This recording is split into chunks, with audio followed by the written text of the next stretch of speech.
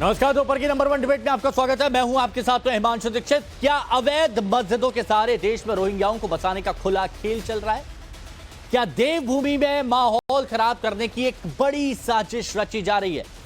शिमला में अवैध मस्जिद को लेकर, ये जो आप यहां पर देख रहे हैं ना, ये अवैध मस्जिद को लेकर विवाद इतना बढ़ता जा रहा है कि आज जुमे की नमाज भी है, दूसरी तरफ हिंदू संगठनों का मस्जिद को गिराने को लेकर अल्टीमेटम की जो मियाद थी वो भी खत्म हो रही है।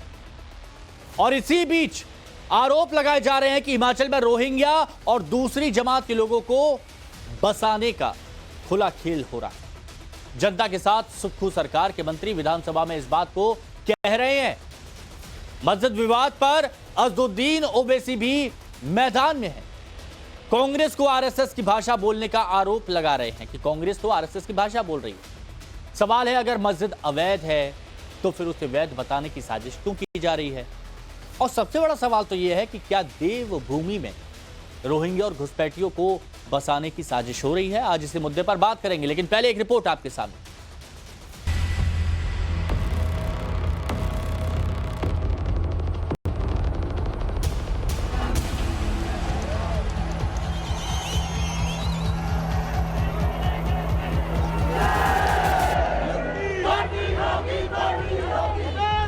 हिमाचल प्रदेश की राजधानी शिमला का संजौली आज पूरे देश में ट्रेंड पर है। वजह है इलाके में एक अवैध मस्जिद। मस्जिद के अवैध निर्माण के विरोध में सैकड़ों हिंदूवादी प्रदर्शनकारी सड़कों पर उतरे। इस अवैध निर्माण के आरोपों का मुद्दा हिमाचल की विधानसभा में उठने से तूल पकड़ चुका है। आरोप लग रहे हैं कि हिमाचल प्रदेश में रोज रोहिंग्या और जमात वाले घुस रहे हैं। इस बात का दावा विधानसभा में खुद हिमाचल प्रदेश के मंत्री अनिरुद्ध सिंह ने किया है।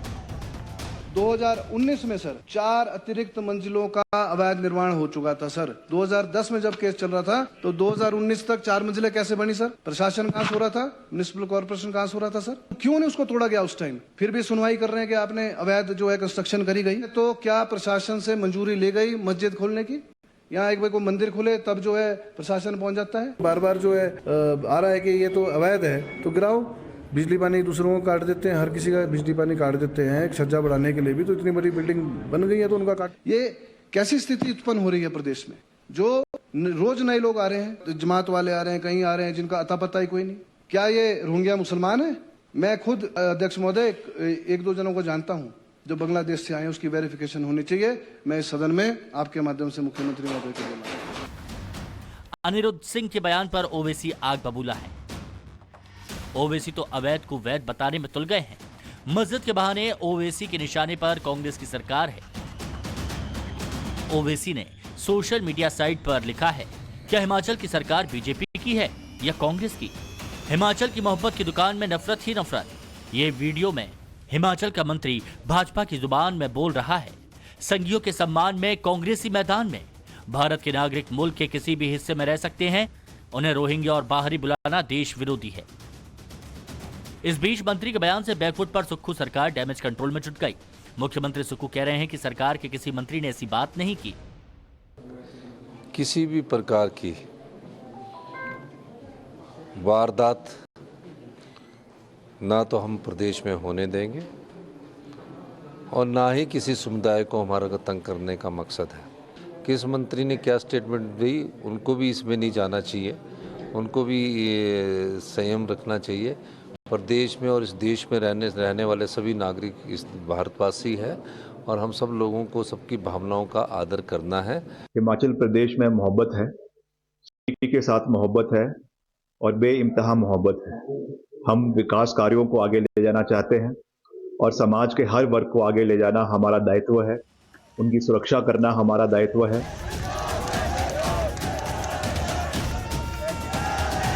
सरकार भले कुछ भी कह रही है, लेकिन शिमला की जनता का गुस्सा जायज है। इलाके की जनता का कहना है कि वहां बसे लोग बाहरी हैं और उनके रहने से उनके परिवारों को कई दिक्कतों का सामना करना पड़ रहा है।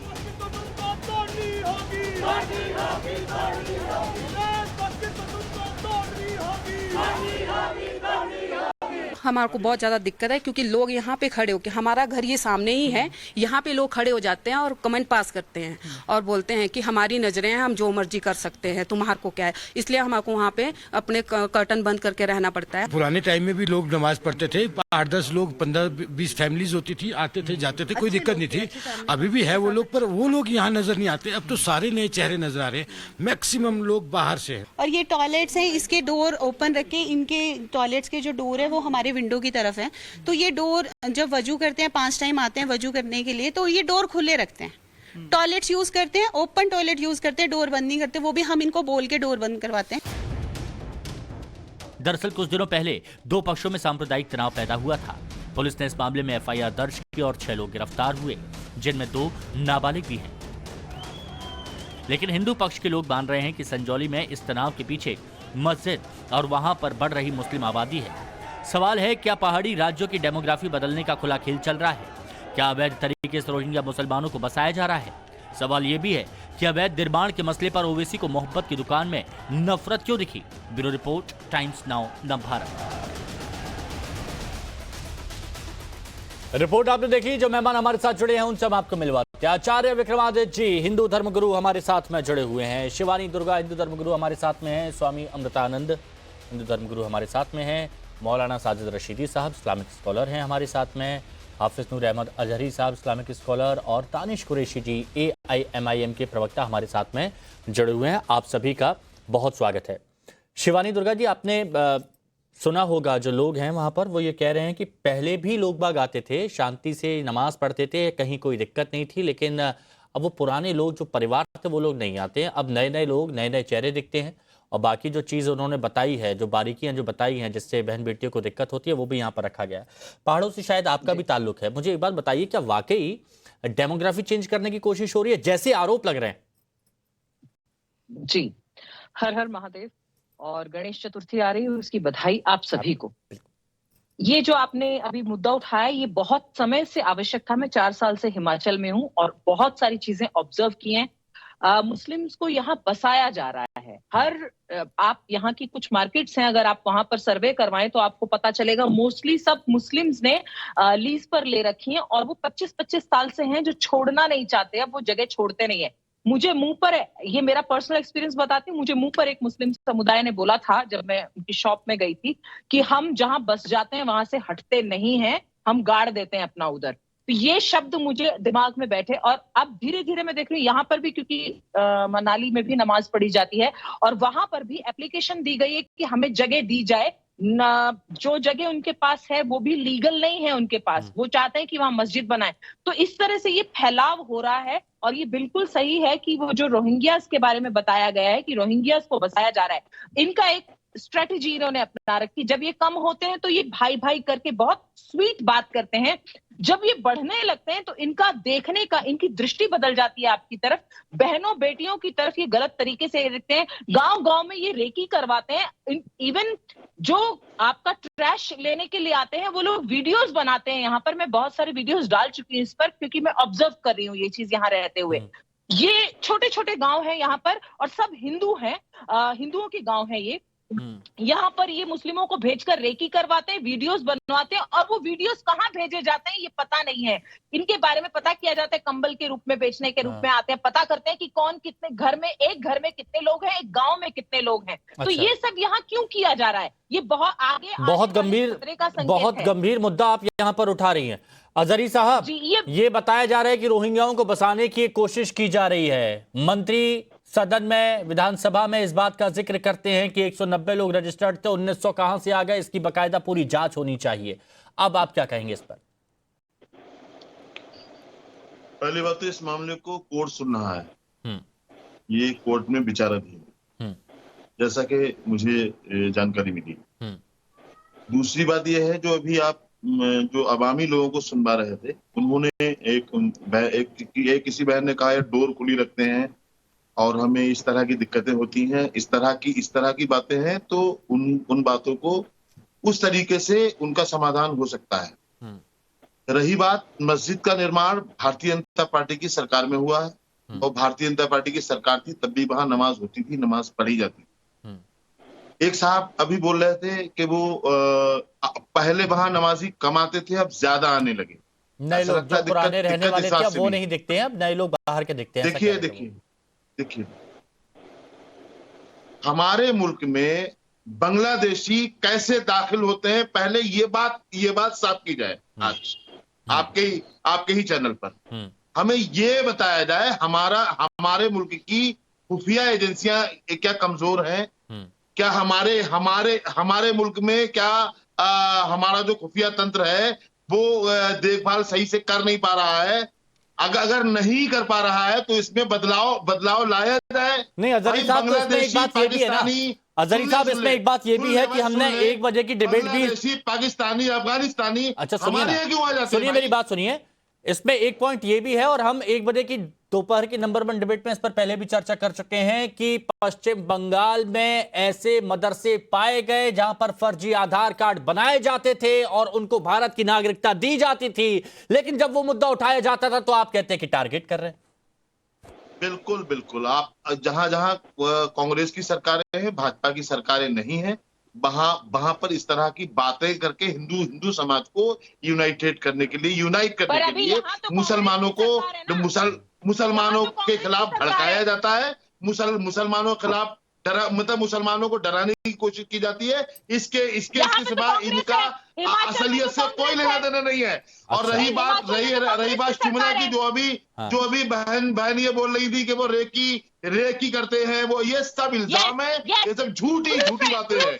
मुसलमानों को सिर्फ टारगेट करने के सिवा कुछ और हो ही नहीं सकता, है ही नहीं आपके पास बताने के लिए उसको। आप बताइए ना, भाजपा की सरकार थी, जब वहां पर भाजपा की सरकार थी तब वहां नमाज होती थी या नहीं? मस्जिद का निर्माण हुआ या नहीं? निर्माण कैसे सुनिए हुआ? ना, ये तो आप बताएं। अच्छा मेरे को ये बात बताइए, ये कांग्रेस की बताया सरकार गया आई तो 30 से अवैध होगी मस्जिद। कांग्रेस की नहीं, निर्माण हुआ तो भाजपा की सरकार थी, निर्माण हुआ तो अरे लेकिन भाजपा की सरकार थी। अभी भी ठीक है बीजेपी की सरकार थी, लेकिन अभी भी कांग्रेस सरकार के मंत्री कह रहे हैं ना कि अवैध तरीके से बनाई गई है। कांग्रेस सरकार के मंत्री जी का भारतीय जनता पार्टी से बेहतरीन कोई कनेक्शन हो गया होगा। अच्छा, तो इसलिए इस तरह की बोली बोल रहे हैं। इसके सिवा कुछ भी नहीं है। कांग्रेस वाले के भाजपा में गए नहीं है। देखिए ना, आसाम के मुख्यमंत्री कांग्रेस, सुनिए ना, सरकार की तरफ से कहा गया है कि अवैध है, सरकार की तरफ से कहा गया है। नहीं, सरकार के 30 से 35 बार, सुनिए ना। अच्छा एक बात सुनिए, थोड़े से फैक्ट देख लीजिए, बाकी के और मेहमानों के पास भी जल्दी से चला जाऊंगा मैं। ये सरकार की तरफ से जो कहा गया है कि 2010 से अवैध निर्माण शुरू किया गया, 30 से 35 बार अवैध निर्माण रोकने का नोटिस हुआ, कमिश्नर कोर्ट में 44 बार पेशी हो चुकी है, अभी तक जमीन पर मालिकाना हक हिमाचल सरकार के पास है। हिमांशु भाई, एक बात कह लूं मैं, एक बात, ये सरकार की तरफ से बयान है। वो अवैध है तो सरकार क्या कर रही है? सरकार गिरा है ना, क्या कर रही है सरकार? अरे तो फिर वहां पर वो कह रहे हैं ना कि मोहब्बत की दुकान ये नफरत की दुकान में तब्दील हो गई। दानिश कुरैशी जी, ये तो अवैध बता रही है, सरकार भी अवैध कह रही है। अब आप कह रहे हैं कि कांग्रेस भी आरएसएस की विचारधारा से प्रेरित हो गई है, वहां नफरत की दुकान खोल दी गई है। देखिए, मैं आपको एक बात बताऊं कि ये पहली बार नहीं है जो भारतीय जनता पार्टी का और भाजपा का कनेक्शन सामने आया है।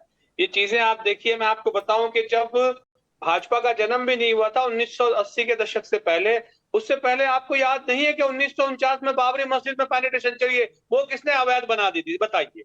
उसको आपने गैर कानूनी तरीके से ढाकर उस पर ढांचा खड़ा कर कानूनी जायज ठोक दिया। वो जायज था हिमांशु?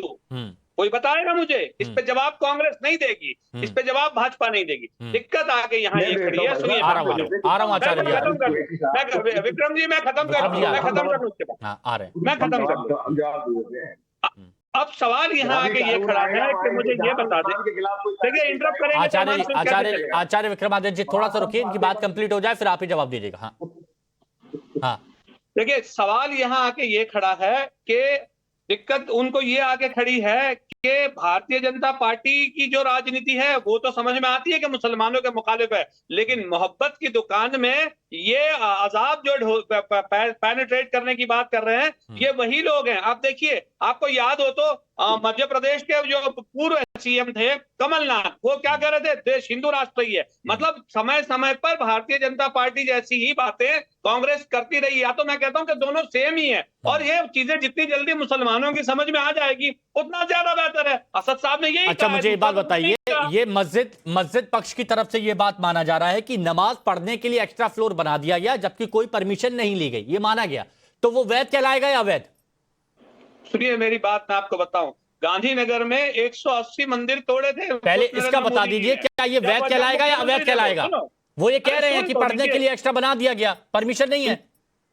देखिए सुनिए मेरी बात, जो भी कानूनन होगा वो तो उनको जानकारी दे दी गई होगी, लेकिन मैं तो ये कह रहा हूं कि कितने सारे मंदिर हैं देश में जो वैध हैं या अवैध हैं, उसका ब्यौरा निकलेगा या एक मस्जिद ही नजर आ जाएगी। और ये जो वक्फ के नाम पर जगह जगह जो जमीनों पर जो बनाया गया है वो वैध है अवैध है?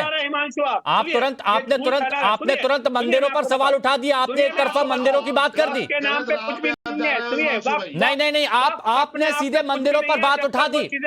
यहाँ पर ये कहा गया कि कोई धार्मिक संस्था या कुछ भी बनाते हो उसकी परमिशन लेनी पड़ती है, सरकार कह रही है कोई परमिशन यहाँ पर नहीं ली गई। अब विक्रमादित्य जी से जवाब ले लेता हूं उस पर, क्योंकि आपने अपनी बात रखी। बोलिए आचार्य जी। देखिए हिमांशु जी, सबसे पहले तो समझे कि एनजीटी का एक लॉ है जो शिमला के लिए है, हिमाचल के लिए है, कि कोई भी परिसर 2 मंजिल से ऊपर नहीं हो सकता। भाई साहब बैठे हुए हैं सामने, महाराज बैठे हुए हैं, उनसे पूछिए कि वहां कितनी मंजिल दिखाई दे रही है सामने, पढ़ के आए हो कि नहीं पढ़ के आए?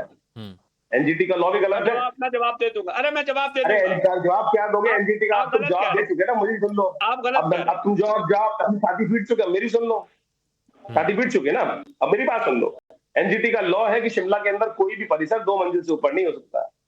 वहां पर अनिरुद्ध सिंह जी असेंबली के फ्लोर पर तथ्य दिखाते हुए असेंबली के स्पीकर के समक्ष बता रहे हैं कि 2010 से पहले ये कंस्ट्रक्शन इलीगल शुरू हुआ 2010 के अंदर। और जो मौलाना साहब वहां पर कह रहे हैं कि जमीन वक्फ बोर्ड की है, उसको भी उन्होंने कह दिया कि नहीं साहब, ये जमीन वक्फ बोर्ड की नहीं है, सरकारी जमीन है। फ्लोर ऑफ द हाउस उन्होंने ये बात प्रूव करी है, सामने कागज दिख रहे हैं, लेकिन ये मानने को स्वीकार नहीं, क्योंकि इनको एक आदत पड़ चुकी है कि जो भी इस्लाम के खिलाफ बोलेगा वो को नहीं मानते। अभी आपके अच्छा ठीक है, इसमें एक चीज सुनिए ना, एक चीज अपडेट आचार्य विक्रमादित्य जी सुनिए ना, आपकी बात कंप्लीट करूंगा, लेकिन इसमें एक चीज यहां पर जरूर अपडेट होना चाहिए कि एनजीटी के नवंबर 2017 के आदेशों के तहत 2.5 मंजिला मकान बनाने की शर्त थी। नया प्लान लागू होने से इस एरिया सुनिए ना, नया प्लान लागू होने से इस एरिया में 3 मंजिल प्लस एटिक बना सकेंगे। आगे का जवाब दो हिमांशु, आगे का जवाब दो हिमांशु, आगे का जवाब दूंगा। अरे भाई तो मुझे बताओ ना कि विक्रमा जी जो कह रहे हैं ना, वो तो उनके पास तो जानकारी का अभाव है, लेकिन दूसरे नंबर की बात मैं आपको बताऊं, अरे तो जमीन है नहीं तुम्हारे नाम पर, नक्शा तुमने पास कराया नहीं तो बिल्डिंग इलीगल है भैया। ये बात है और यही यहां पर कही जा रही है। लेकिन सबसे बड़ा आरोप आचार्य विक्रमादित्य जी सबसे बड़ा आरोप ये कहा गया कि किसको लाके बसाया जा रहा है, इसकी जांच होनी चाहिए, ये सरकार मांग कर रही है। मैं आपको एक बात डाल देता हूँ, ये हुआ क्या है यहाँ पर। आ रहा हूँ 2 और मेहमान। एक विक्रम सिंह नाम का लड़का था जिसको वहां पर एक गुलनाज नाम के व्यक्ति ने पीटा अपने साथियों के साथ मिलकर, और उसके बाद वो मस्जिद में छुप गया। अभी आपने यहाँ पर अपने चैनल के ऊपर बाइट्स दिखाई कि लोग किस प्रकार से वहां यूरिनल का उपयोग करते हैं, बाथरूम का उपयोग करते हैं। इनका एक सिंगल लाइन एजेंडा है कि लोग छोड़ के भाग जाए, हमारा तो कुछ बिगाड़ नहीं सकता, हम जाके छुप जाएंगे वहां पर। और ये इतिहास लगातार दर्ज होता रहा है। यहाँ पे मानने की बात ही नहीं हो सकती है। तथाकथित तौर पर जिस प्रकार का खेल है, रोड बंद कर दो, सड़क बंद कर दो, रास्ते बंद कर दो, और जहां हम रहेंगे हमारे अलावा कोई रहेगा नहीं, ये जो फॉर्मूला लगातार चलाते हैं और भयावह स्थिति दिखाने का प्रयास करते हैं।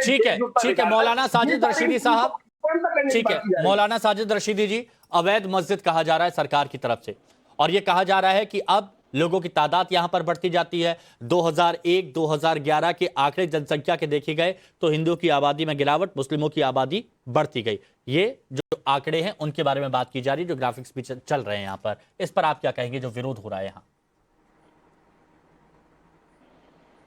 मौलाना साजिद रशीदी जी, ये विरोध हो रहा है। देखिए वो जमीन वक्फ बोर्ड की है, सरकार की जमीन नहीं है। हाँ मैं बोल रहा हूँ। हाँ मेरी आवाज आ रही है आपको? आ रही है, बिल्कुल बोलिए। वो जमीन वक्फ बोर्ड की है, मैं फिर कहता हूं, सरकार की नहीं है। और अगर वो अवैध जमीन पर बनाई गई थी तो 10 साल तक बीजेपी सरकार रही। बीजेपी सरकार ने क्या किया उसका ब्यौरा बीजेपी सरकार से ले लीजिए। दूसरी बात यह है, ये जिस तरह के इल्जाम तराशी की जा रही है ना कि रोहिंग्या फला फला, इनको यही पता नहीं बांग्लादेशी घुसपैठिए क्या होते हैं, रोहिंग्या क्या होते हैं। तीसरी बात यह है, जो फुटपाथों पर मंदिर बना लिए जाते हैं, पीपल के पेड़ के नीचे मंदिर बना लिए जाते हैं, उसकी परमिशन कहां से ली जाती है भाई? मुसलमान तो नहीं आवाज उठाता, मुसलमान तो आवाज नहीं उठाता कि भाई आपने मंदिर कैसे बना लिया। किसी मुसलमान ने आवाज उठाई? नहीं, पहले इनकी बात हो जाने दीजिए प्लीज, इनकी बात हो जाने दीजिए तुम्हें बोलने की। हाँ, इनकी बात हो जाने दीजिए। ये क्या बीमारी है बीच में बोलने की? बोलिए। ये क्या बीमारी है तुम्हें बीच में बोलने की? अपने नंबर पे तो तुमसे बोला नहीं जाता, अनाप शनाप बोलते, झूठी बातें रखते हो। ये बीमारी है तुम्हारे अंदर। सुनो सुनो, सुनने की ताकत रखो, सुनने की ताकत रखो, बीच में नहीं बोला करते किसी के। अभी तक बीमार हुए आपने एक झूठ बोल दिया। सुनिए ना, सुनिए, ऐसे बात नहीं हो पाएगी, रुकिए। कुछ और है। अच्छा नहीं, ठीक है, अगर ये वाली बात हो रही है, मौलाना रशीदी, चुप करो यार हिमांशु। नहीं, इनको शांत किया मैंने, इनको शांत किया। आपने कहा वो वक्फ की जमीन है, लेकिन वक्फ की अगर जमीन है तो वहां पर बिना इजाजत के निर्माण हो सकता है? आप कौन है ये बताइए, ये निर्माण की इजाजत वक्फ से लेनी पड़ती है?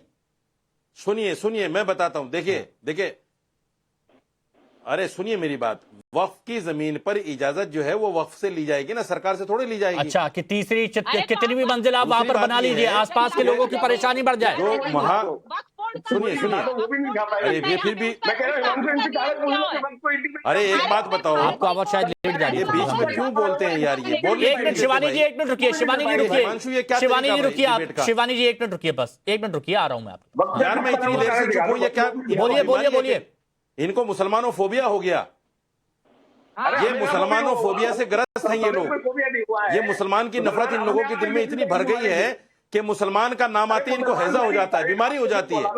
अच्छा, अरे चुप रहिए। अरे रशीदी साहब, एक बात बताइए, ये हजारों लोग जो यहाँ पर आए हैं, 1 मिनट सुनिए, अरे 1 मिनट शांत करिए, शायद आवाज थोड़ी लेट जा रही है आपको। रशीदी साहब, आपने कहा कि मुसलमानों फोबिया हो गया है, तो ये हजारों लोग जो यहाँ पर आए हैं, हजारों लोग, ये जो महिलाएं हैं, ये परिवार वाले हैं, इनको भी कोई फोबिया हो गया है क्या?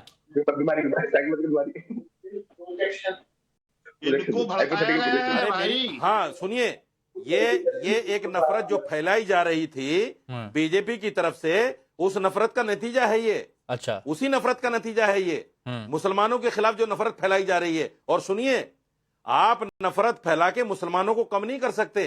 30 करोड़ है मुसलमान देश में। आप मारो मोबलिंचिंग में मुसलमानों को, देखो कितना मार सकते हो। लगाओ अपनी पूरी ताकत, करो मोबलिंचिंग मुसलमानों की, लगाओ अपनी ताकत पूरी, देखो कितने लोगों को मार सकते हो। 30 करोड़ है मुसलमान देश में। ये तुम्हारी मौलाना साहब, रखी रह जाएगी। मौलाना साहब कैसी बातें कर रहे हैं आप? कह रहे हैं आप नहीं, 1 मिनट मौलाना साहब, आप कैसी बात कर रहे हैं? आप बोल रहे हैं कि मुसलमानों को डराया जा रहा है, मुसलमानों को मारा जा रहा है, मुसलमानों की मॉब लिंचिंग की जा रही है। भाई आप लोग तो बहुत तेजी के साथ बढ़ रहे हैं, ये आंकड़े बता रहे हैं, ये आंकड़े बता रहे हैं। आप लोग तो बहुत तेजी के साथ बढ़ रहे हैं और आप बोल रहे हैं कि दबाया जा रहा है, मारा जा रहा है, मॉब लिंचिंग की जा रही है, सताया जा रहा है। ये क्या है? स्वामी अमृतानंद जी, बढ़ने से कौन रोक सकता है? हिमांशु, स्वामी अमृतानंद जी, हिमांशु, हमें बढ़ने से कौन रोक सकता है? क्या कोई ऐसा कानून है कि हम बढ़े ना? जी हिमांशु जी, कि हम ना बढ़े? ऐसा कोई कानून हिमांशु जी बढ़ेंगे नहीं, लेकिन गलत तरीके से जो बाहर से बसाए जा रहे हैं, इस पर सवाल उठाए जा रहे हैं। स्वामी अमृतानंद जी, आप बोलिए। हिमांशु जी 1 मिनट रुकिए है ना। दानिश जी रुकिए, मैं आप लोगों को जवाब देता हूँ। थोड़ा सा पेशेंस रखिए। मैं 1 घंटे यहाँ कब से बैठा हुआ हूँ, मेरे को तो सुनो। अब आप ही की बारी है, स्वामी अमृतानंद जी बोलिए। साजिद जी, आग कौन फैला रहा है? आपकी वाणी से दिख रही है। आग कौन लगाता है? आपकी वाणी से दिख रही है। हम लोगों को ग्लोबली तरीके से देखना चाहिए। एक तरफ देखिए, आसाम में पिछले 10-12 साल में मतलब तुम मुसलमानों को मारो, 8% से शिकायत भी करते तो हम आग फैला रहे हैं। की आबादी हो गई। ये बच्चा पैदा करने का कौन सा आंकड़ा है? पूरे विश्व के जो हमारे देश को जलाने वाली मानसिकता रखने वालों के लिए तथाकथित भारत का अल्पसंख्यक वर्ग उनका साथी बना हुआ है। वो चाहे आतंकी हमले होते हैं तो ये होते हैं, पत्थरबाजी होती है तो ये होती है, विदेशी फंडिंग तो इनका निकलता है। चारों तरफ आप देखिए, केवल हिमाचल नहीं, पूरा उत्तराखंड देख लीजिए, आसाम देख लीजिए, जो पर्वतीय क्षेत्र है वहां पर इतनी तेजी से इनकी जनसंख्या बढ़ी है। कोई भी मानवीय शक्ति भैया इस तरह से बच्चे तो पैदा कर नहीं सकती। ये लोग इसी तरीके से जो दुनिया में 57 देश बनाए हैं, भारत में सनातन हिंदू धर्म को टारगेट कर, अभी देखिए उत्तर प्रदेश में क्या निकला, एक मदरसे में भारत को जलाने वाली किताब पढ़ाई जा रही है, नकली नोट छापे जा रहे हैं, उस पर ये लोग कुछ नहीं बोलेंगे। इनका पूरा का पूरा स्ट्रक्चर है देश की संस्कृति को खत्म करके, कुचल करके इस्लामिक राष्ट्र को स्थापना करने के हिसाब पर काम करते हैं। और मौलाना साजिद जी आग लगाने की बात करते हैं, इनका तो स्ट्रक्चर, इनकी तो वाणी में आग झलकती है। दूसरे की बात कर रहे हैं, पूरे तरह से, जिस तरह से हिमाचल में, जिस तरह से उत्तराखंड में, जिस तरह से आसाम में, जिस तरह से पर्वतीय क्षेत्र में, जिस तरह से मुंबई आदि में, अब आपने सवाल उठा लिया, जवाब ले लीजिए, जवाब ले लीजिए। ठीक है स्वामी जी जवाब ले लीजिए, तुरंत जवाब ले लीजिए। हाँ बोलिए रशीद जी। मैं जवाब देता हूं। देखिए, जहां तक जनसंख्या की बात है, हमारे यहाँ जनसंख्या नियंत्रण नहीं है, हम तो बढ़ेंगे तादाद में। आप देखते रहिए, ये 42 के 50 भी होंगे। दूसरी बात, इलीगल तरीके से अगर इमिग्रेट हो रहा है तो ये सरकार का फेलियर है। इसमें मेरा फेलियर थोड़ा ही है, मुसलमानों का फेलियर थोड़ा ही है। अपनी सरकार को गालियां दीजिए, कहिए अपनी सरकार से क्यों आ रहे हैं बांग्लादेश से लोग, क्यों आ रहे हैं बर्मा से लोग, क्यों आ रहे हैं दूसरे मुल्कों से लोग। उनसे तो बोलने की आपको ताकत है नहीं, मोदी से सवाल करने की ताकत नहीं आपके अंदर, मुसलमानों को गालियां दो। मोदी से कहने की ताकत नहीं आपके अंदर, ठीक है, मुसलमानों को गालियां दोगे। ओके शिवानी दुर्गा जी हम तो बढ़ेंगे, शिवानी दुर्गा जी हम तो बढ़ेंगे, बहुत तेजी से बढ़ेंगे, आप लोग देखते रहिएगा। एजेंडा है ये बीमार जहन के लोग क्यों बिठा लेते हो भाई? 42 है 50 होंगे, हमें ये बीमार लोग क्यों बिठा लेते हो टीवी पे भाई? आग आप लगाना चाह रहे हैं, बीमार दूसरे को बता रहे हैं, मतलब आप ही सबसे स्वामी जी एक मिनट बिठा लेते हो आप। शिवानी दुर्गा जी की आवाज स्वामी जी की डाउन। हाँ शिवानी जी। जी देखिए, उन्होंने अपने मुंह से स्वीकार कर लिया। ये बीमार जहन के लोग बिठा लेते हो, ना सुनते हैं ना सुनने देते हैं। इसीलिए भारत में जल्दी से जल्दी यूसीसी कानून लागू हो जाना चाहिए ताकि ये कंट्रोल किया जा सके। नहीं तो ये भारत जैसे इन्होंने 57 देश बना रखे हैं, इसी तरह संख्या बढ़ा कौवे के कोसने से ढोर नहीं मरते, इनका वही तो एजेंडा है। कौवे के कोसने से ढोर नहीं मरते मैडम। आप ढोर बोल रहे हैं खुद को? मैडम मैं हूं नहीं। मैडम कौवे के कोसने से ढोर नहीं मरा करते। अंकल जी बोलूं आपको? अंकल जी आप क्या खुद को ढोर बोल रहे हैं मौलाना साहब? मरा करते आप खुद को ढोर बोल रहे हैं क्या? नहीं, कौवे के कोसने से ढोर नहीं मरा करते। हमारे कौवे के कोसने से ढोर नहीं मरा करते। आप जैसे पता नहीं कितने लोग बोलते हैं। गरजने वाले बादल नहीं है, बरसते भी है, दिख जाएगा। हाँ, आप जैसे पता नहीं कितने लोग बोल रहे थे, आके चले गए, दुनिया से खत्म हो गए।